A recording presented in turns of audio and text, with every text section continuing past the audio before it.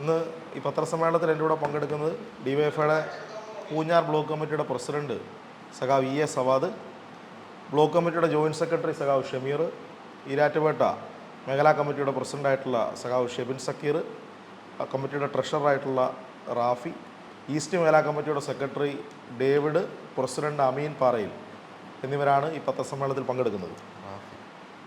ഞങ്ങൾ ഈ സമ്മേളനം ഇവിടെ വിളിക്കാനുണ്ടായ കാരണം, കഴിഞ്ഞ ഓഗസ്റ്റ് മാസം ആദ്യ തീയതി മുതൽ ഈ കേരളത്തെ ആകെ ഞടുക്കിയ വയനാട് മുണ്ടക്കൈ ദുരന്തത്തിൽ, ആ ദുരിതത്തിൽ അകപ്പെട്ടു പോയ ജീവനും സ്വത്തും പ്രതീക്ഷകളും സ്വപ്നങ്ങളും ഭവനവും ഒക്കെ നഷ്ടപ്പെട്ട മനുഷ്യരെ ചേർത്ത് പിടിക്കുന്നതിനും അവരുടെ ജീവിതത്തിൻ്റെ പുനർനിർമ്മാണത്തിനും തകർന്നു പോയ ആ നാടിൻ്റെ പുനർനിർമ്മാണത്തിനുമൊക്കെ വേണ്ടി ഡിവൈഎഫ്ഐ കേരള സംസ്ഥാന കമ്മിറ്റി ആഹ്വാനം ചെയ്ത റീബിൽഡ് വയനാട് ക്യാമ്പയിൻ്റെ ഭാഗമായി കേരളത്തിൽ അങ്ങോളം ഇങ്ങോളം ഡിവൈഎഫ്ഐ പ്രവർത്തകർ വിവിധ പ്രവർത്തനങ്ങൾ ഏറ്റെടുത്തുകൊണ്ട് അവരുടെ അധ്വാനത്തിൻ്റെ വിഹിതവും ജനങ്ങളിൽ നിന്നും ഈ ചലഞ്ചുകളുടെ പ്രവർത്തനങ്ങളുടെ ഭാഗമായി സമാഹരിച്ച് കിട്ടുന്ന പണവും വയനാടിൻ്റെ പുനർനിർമ്മാണത്തിന് വേണ്ടി നൽകുന്ന ക്യാമ്പയിനുകൾ നടന്നു വരികയാണ്.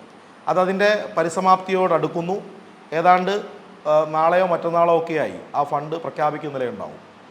സ്വാഭാവികമായി പൂഞ്ഞാർ ബ്ലോക്കിന് കീഴിൽ 11 പഞ്ചായത്തുകളാണുള്ളത്, 12 മേഖലാ കമ്മിറ്റികളാണ്. ഈരാറ്റുപേട്ട മുനിസിപ്പൽ പ്രദേശത്ത് 2 മേഖലാ കമ്മിറ്റികളുണ്ട്, ഈരാറ്റുപേട്ട ഈസ്റ്റ് മേഖലാ കമ്മിറ്റികൾ. ഈ കമ്മിറ്റികൾ ഈ പ്രവർത്തനത്തെ വളരെ ആവേശപൂർവ്വം ഏറ്റെടുത്തു. ഓഗസ്റ്റ് മാസം ആദ്യവാരം ഡിവൈഎഫ്ഐ പ്രവർത്തകർ ഈ നഗരസഭയുടെ വിവിധ പ്രദേശങ്ങളിൽ ആക്രി പൊറുക്കാനും പാട്ട പൊറുക്കാനും ഒക്കെയായി പ്രവർത്തനങ്ങൾക്ക് മുന്നിട്ടിറങ്ങി. ആഗസ്റ്റ് 10, 11 തീയതികളിലായി ഈരാറ്റുപേട്ട ഈസ്റ്റ് മേഖലാ കമ്മിറ്റികൾ പായസം ഫെസ്റ്റും ബിരിയാണി ഫെസ്റ്റും സംഘടിപ്പിച്ചു.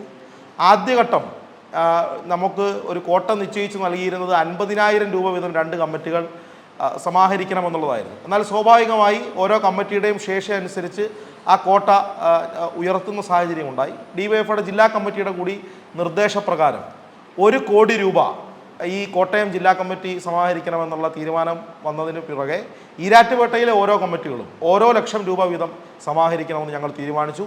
അതുപ്രകാരം ഞങ്ങൾ ഈ പ്രവർത്തനങ്ങൾ നടത്തി. ഈ കഴിഞ്ഞ ദിവസം ഇന്നലെ ഈരാറ്റുപേട്ട തെക്കേക്കരയിൽ ചേനാട് കവലയിൽ 2 മുട്ടനാടുകളുടെ ലേലം കൂടി സമാഹരിച്ച് ഈ 2 ലക്ഷം രൂപ എന്ന് പറയുന്ന സംഖ്യയിലേക്ക് ഞങ്ങൾ എത്തിച്ചേർന്ന വിവരം സന്തോഷപൂർവ്വം നിങ്ങളെ അറിയിക്കുന്നതിനും, ഈ പ്രവർത്തനങ്ങളുമായി ഞങ്ങൾ കടന്നു വന്നപ്പോൾ നിറഞ്ഞ സ്നേഹത്തോടു കൂടി ഞങ്ങളെ ചേർത്ത് പിടിച്ച ഈരാറ്റുപേട്ടയിലെ നല്ലവരായ മനുഷ്യർ, അവരോടുള്ള ഞങ്ങളുടെ ഹൃദയം നിറഞ്ഞ നന്ദി രേഖപ്പെടുത്തുന്നതിനും കൂടിയാണ് ഞങ്ങൾ ഈ പത്രസമ്മേളനം ഇവിടെ വിളിച്ചു ചേർത്തത്. ഞാൻ സൂചിപ്പിച്ചു, ഈ പ്രവർത്തനങ്ങളുമായി ഞങ്ങൾ കടന്നു ചെന്നപ്പോൾ ബിരിയാണി ചലഞ്ചിൻ്റെയും പായസം ഫെസ്റ്റിൻ്റെയും ഒക്കെ ഭാഗമായി സാധന സാമഗ്രികൾ ഫ്രീ ആയി ഞങ്ങൾക്ക് തന്ന ഈരാറ്റുപേട്ടയിലെ ചെറുകിട വൻകിട വ്യാപാരികൾ, ഒരുപാട് സാധാരണക്കാർ, ഈ കഴിഞ്ഞ ദിവസത്തെ ലേലവുമായി ബന്ധപ്പെട്ട് ഞങ്ങൾ മിനിഞ്ഞാന്ന് ഈ പരിപാടി 2 ലക്ഷം രൂപ കൂടി സമാഹരിക്കുന്നത് 2 ലക്ഷം രൂപയിലേക്ക് എത്തുന്നതിന് വേണ്ടി ഒരു പരിപാടി കൂടി നമുക്ക് തീരുമാനിക്കണം എന്നുള്ള നിലയിൽ പെട്ടെന്ന് ഈ ലേലം തീരുമാനിക്കുന്നു. ആടിനെ ഞങ്ങൾ കണ്ടെത്തുന്നു. അപ്പോൾ ഒരു ഒറ്റ ദിവസത്തെ ഷോർട്ട് നോട്ടീസിൽ ഞങ്ങൾ ഈ പരിപാടി ഇറങ്ങുമ്പോൾ ഈ പരിപാടിക്ക് വേണ്ടിയുള്ള വാഹനം, സൗണ്ട്, അനൗൺസ്മെൻറ്റ് ഇതൊക്കെ സൗജന്യമായി നൽകിയ ആളുകളുണ്ട്.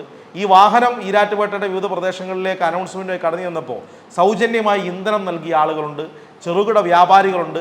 ഈ ലേലം വളരെ ആവേശപൂർവ്വം ഏറ്റെടുത്ത് വിജയിപ്പിച്ച ഈരാറ്റുപേട്ടയിലെ സാധാരണക്കാർ, അങ്ങനെ ഞങ്ങളുടെ ഈ പ്രവർത്തനങ്ങളുമായി അതുമായി സഹകരിച്ച മുഴുവൻ ആളുകളെയും വളരെ സ്നേഹത്തോടു കൂടി ഞങ്ങൾ ഹൃദയത്തോട് ചേർത്ത് പിടിച്ച് അഭിവാദ്യം ചെയ്യുന്നു. ഇന്നലത്തെ ലേലം 178 വിളികൾ വരെ വന്നു. ആ ലേലം 79,000 രൂപയ്ക്കാണ് ആ ആടുകൾ വിറ്റുപോയത്. ഇതൊക്കെ സൂചിപ്പിക്കുന്നത് ഈ നാടിൻ്റെ നന്മയാണ്.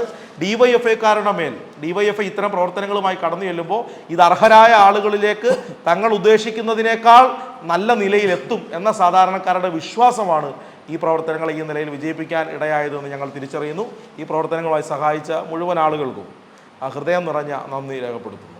വയനാട്ടിലെ ദുരന്തം സംഭവിച്ച മണിക്കൂറുകൾക്കകം തന്നെ ഡിവൈഎഫ്ഐയുടെ കേരള സംസ്ഥാന ഘടകം തീരുമാനിച്ച വയനാട്ടിലെ ദുരിതബാധിതർക്കായിട്ടുള്ള 25 വീടുകളുടെ നിർമ്മാണം, അതിനുവേണ്ടി കേരളത്തിലെ അങ്ങോളം ഇങ്ങോളം ഡിവൈഎഫ്ഐ പ്രവർത്തകർ നടത്തിയ വിവിധ പരിപാടികൾ നമ്മൾ പല വിധത്തിൽ സോഷ്യൽ മീഡിയകൾ വഴി കണ്ടതാണ്.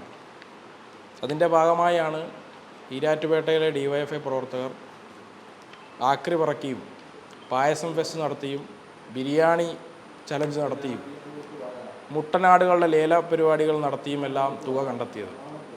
ഇന്ന് ഈ പറഞ്ഞതുപോലെ പൂഞ്ഞാർ ബ്ലോക്ക് കമ്മിറ്റി എന്ന് പറയുന്നത് 11 പഞ്ചായത്തുകൾ ഉൾപ്പെടുന്ന ഈരാറ്റുപേട്ടയിലെ 2 മേഖലാ കമ്മിറ്റികൾ ഉൾപ്പെടെ 12 മേഖലാ കമ്മിറ്റിയാണ് ഡിവൈഎഫ്ഐയുടെ Poonjar block committee.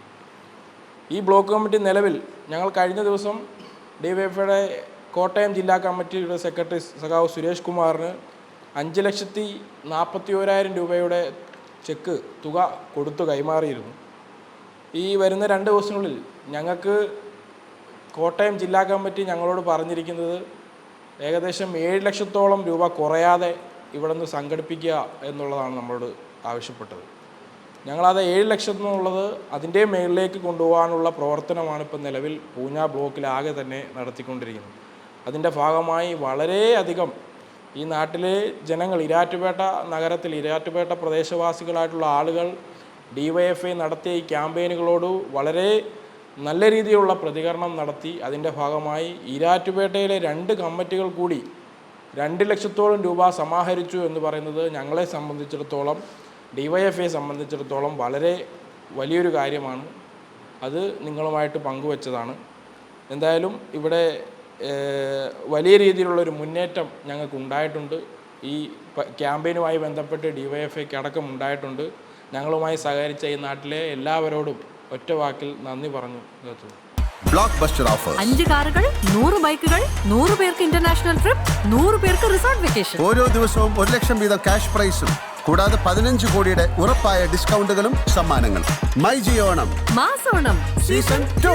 MyG Future, MKK Tower near KSRTC bus stand, Eerattupetta. Emerge I and ENT hospital, private bus സ്റ്റാൻഡിന് സമീപം, ഈരാറ്റുപേട്ട.